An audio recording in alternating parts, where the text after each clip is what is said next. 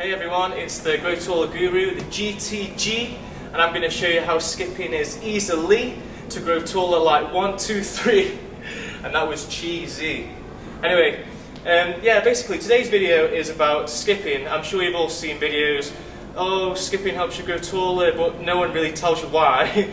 I just want to go into a few details why skipping is good for growing taller.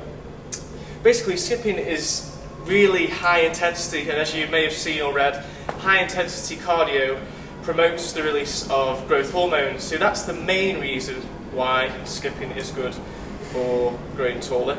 The other reason is that because you're jumping up and down, up and down, up and down, is that you're telling your body, oh, I want to grow taller, I want to be taller.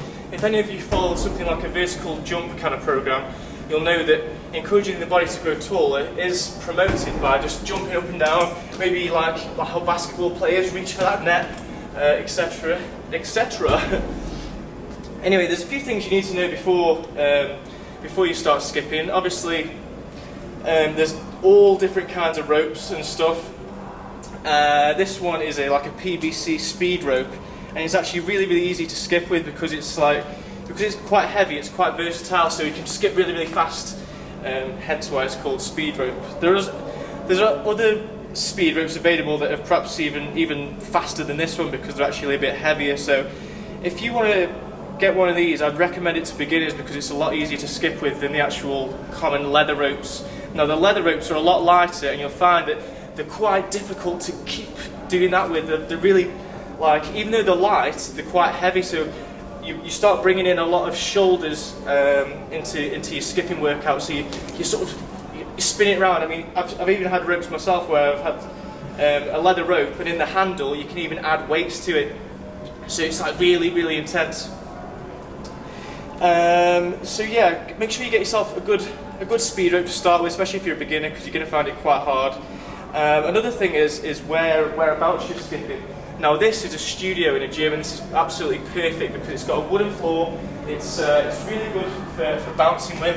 I think underneath the wooden floor there's actually a bit more cushioning, so it's really easy to move around. And I know a lot of people won't have access to a gym, so you might be skipping maybe at home or maybe even on hard solid concrete, but where you can, try and get a softer surface, because skipping in itself is a low impact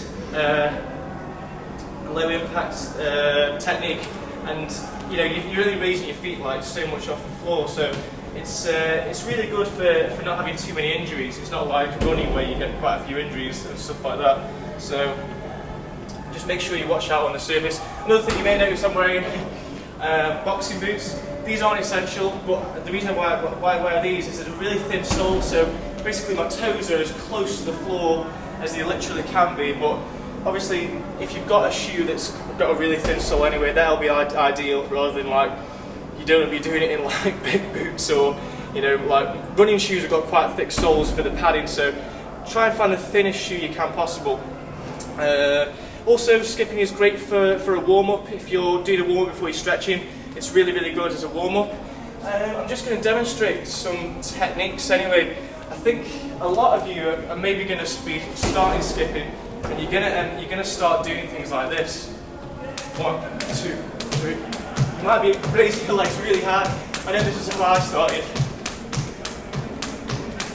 But from there, you can quicken the skips up. You can sort of go from side to side. Just keep up the rhythm. And then you can progress even more by putting your right leg and left leg forwards, backwards.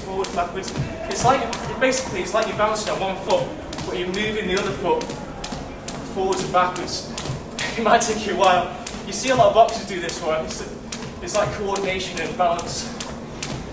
And then when you go even more advanced, you can see if I can do it now. You can go crossover and then alternate which way you cross the arms. So right over, left up. I knew I'd do it. Left over, right over. And then we can go side to side, hitting the roof.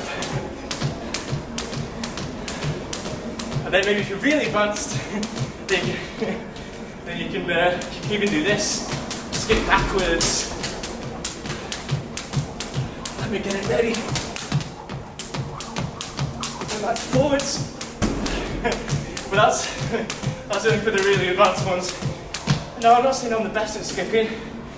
Far from it. There's plenty of other skippers greater than me, but from going from someone who was starting off like this, well, I think I've come a long way. But it just takes time, guys. It just takes practice. And don't be embarrassed, man, because everyone's got to start somewhere. So what I recommend is, if you're going to start skipping, basic, I'd do 20 minutes skipping, 1 minute skipping, 1 minute rest, 1 minute skipping, 1 minute rest. Maybe do that for 2 or 3 times a week for 20 minutes. So actual skipping time will work out about 10 minutes.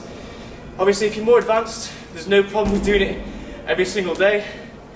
Or even if you want to do it before your stretching exercises to get yourself warmed up, that's fine as well. So I hope this video has been really informative, guys. I'm going to be posting some more free tips about growing taller and all the myths and everything else. So please subscribe to this channel for updates. And thanks for watching.